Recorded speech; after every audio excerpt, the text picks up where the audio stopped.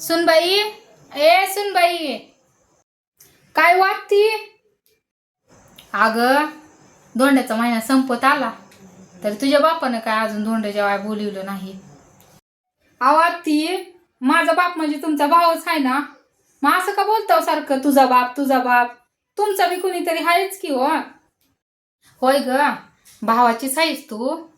पण मग दादाला सांग की जावायला अंगठी करायला एखाद्या अर्धासा तोळ्याची. किती दिवस झालं लग्नाला, तरी सुद्धा एकदा सुद्धा अजून धोंड जेवण केलं नाही त्यांनी. माझ्या लेकाचं काहीतरी कौतुक करीत जा म्हणावं. आवाती, काय अंगठी घ्यायला एक आहे का हो? जावई सांगा मला तुम्ही. 3-3 लेकीवांना घ्यावं लागते माझ्या बापाला अंगठ्या. कुठं गेलं ते सोनं बघा तुम्ही. हा, काय माझ्या बापाला काय सालबिल धरायला लावताव का काय तुम्ही ह्या धोंड्याच्या महिन्यात? सरळ बोलताव की अंगठी आणजा, जावायचं कौतुकच करायला. अहो तुम्ही तर बहीण आहोत की त्यांची, थोडं तर समजून घ्या जरा. हा, 3-3 बहिणीला 3-3 जावायला एकाला केली तर एकाला राग येतय काय? ती मग करताना तिघाला पण करायला लागते त्या अंगठ्या. काय एकालाच करून बसायचं? तीच काय लय लाडाचं जावई आहे का तुमच्याच लेकाला करायला? बरं, हा, तुम्ही करा कौतुक. तुमचा मरणाचा ऊस गेलेला ह्या वर्षी. तुम्ही करा की लेकाला अंगठी, आणि त्याच्याबरोबर मला बी करा बरं एखादी. काय घातलं लग्नात एवढंच? निसती ही 2 डोरली एवढं घातले तुम्ही मला. तुम्ही करा की आता. सुनांना केलेलं लय चांगलं असते बघा. करा जरा करा. कोण करणार का माझ्या लेकाचं कौतुक? हा, एवढा मोठा माझा लेख आहे. हा, काय झालं त्यानं अंगठी केली म्हणून? आतापर्यंत 10 वर्ष होऊन गेले की लग्नाला, तरी सुद्धा नाही काय अजून. कोण करणार मग कौतुक? तुझा बाप नाही तर? आवाती, आपल्या लेकाचं कौतुक आपणच करायला लागते. लोकांची गोष्ट आशा करायची नसती बघा. जबर उठा सोनाराच्या दुकानात आणि करा लेकाला अंगठी, आणि सांगा सगळीकडं सासऱ्यांनी केली जावायला म्हणून धोंड जेवण. हे का वाटलंच तर का नाही, एक वेळची भांडी मी घासन तुमच्या वाटणीची. करा बरं असं. आमचं नाही ती नाही, निदान आमच्या लेकाचं तरी करा म्हणावं. आणि तसं पण आत्ती, तुम्ही तुमच्या लेकाचा विचार करताय.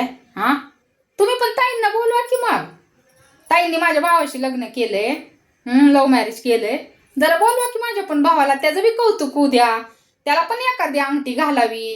हा, पहिलं धोंड जेवण आहे त्याचं. काय ताईंना तर तुम्ही दिलं नाहीये लव्ह मॅरेज केल्यामुळं. मग द्या की मग. भांडी वासन नाही काय नाही. अहो तिकडं किती चांगला आनंदात आहे तुमची लेक, आणि मी म्हणजे इकडं बघा रोज आम्हाला साडी घालायची, पदर खोसायचा, आणि हे झाडलोट करायची दिवसभर, उष्ट काढा असलंच आहे.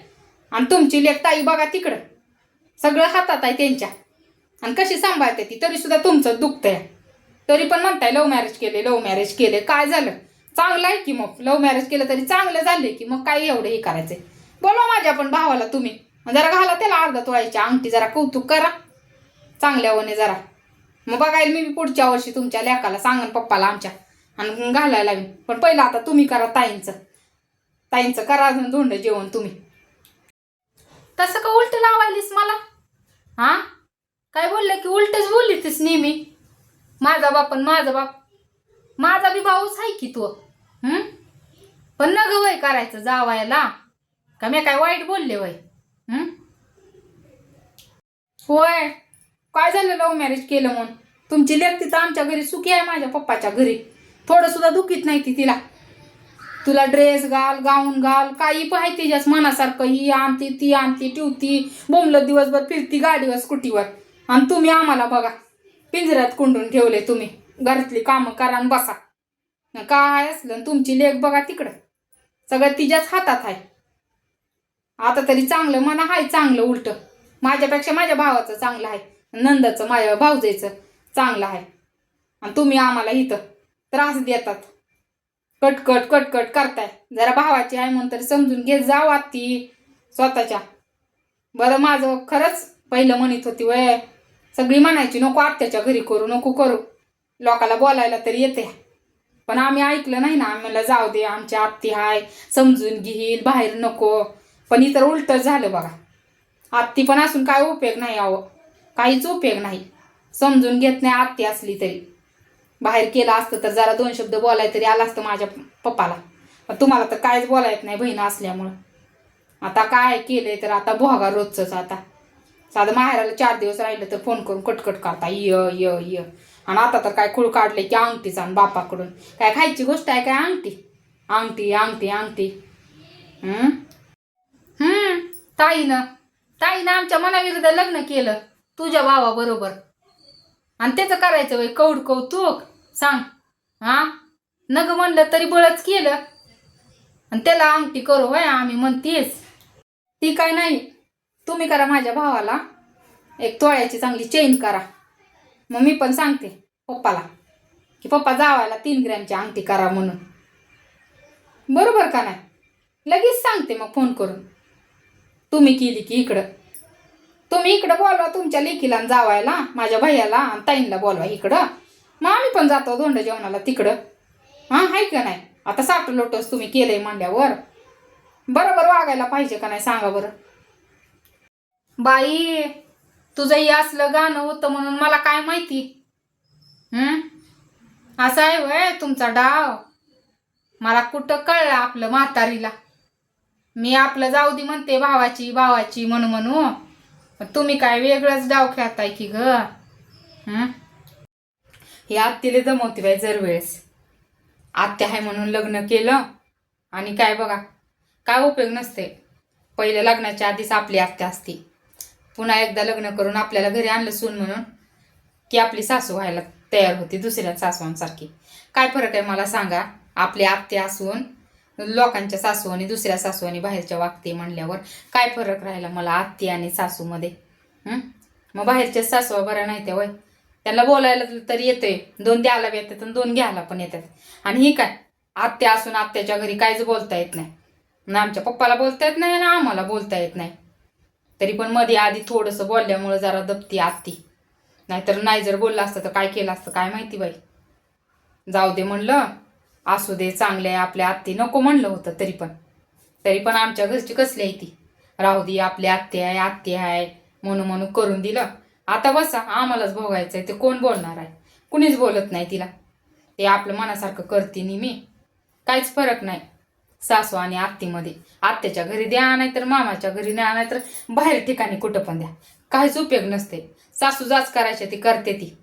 शेवटी एकदा आपलं नातेवाईक जरी असलं ना आणि एकदा सून म्हणून घरात आणलं की ती शेवटी सून होती आणि सासू ती सासू होत्या.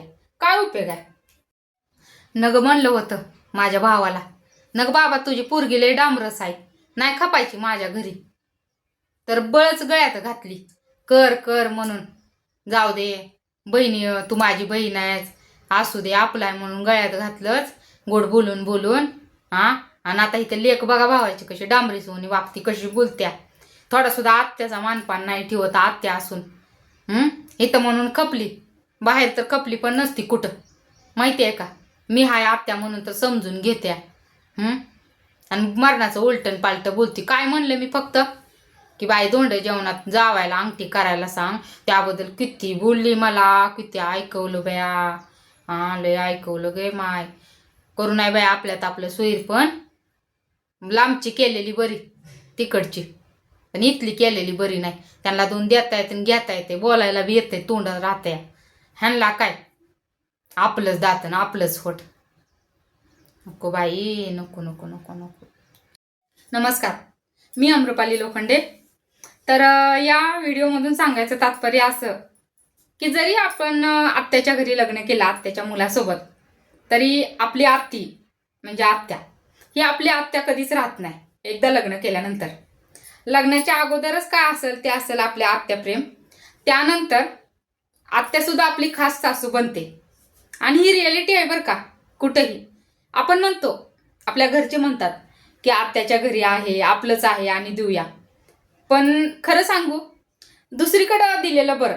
कारण त्यांना 2 देता येतात आणि घेता येतात. आत्याच्या घरी दिल्यानंतर काय बोलता पण येत नाही. गप्प बसावं लागते बघा ना. त्यामुळं आत्याच्या घरी कधी करायचं नाही. सहज तर करायचं नाही. कारण ही आपली आत्या राहत नाही. आत्या सासू बनती. हेच मला या व्हिडिओमधून दाखवून द्यायचं होतं की जरी आपलं असलं ना तरी एकदा आपण त्यांच्या घरात एंटर केल्यानंतर आपला दर्जा हा सुनेचाच होतो. आणि ते मात्र त्यांच्या सासूचा हक्क गाजवायला नेहमी उभं राहतात. तर बघा माझा हा ॲक्ट, माझा हा छोटासा व्हिडिओ तुम्हाला कसा वाटला मला कमेंटमध्ये नक्की सांगा. माझे व्हिडिओ तुम्हाला आवडतात का हे देखील सांगा.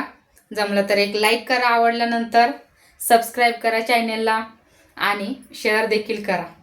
आणि तुम्हाला कसे व्हिडिओ बघायला आवडतील ते मला कमेंटमध्ये नक्की सांगा. चलो बाय.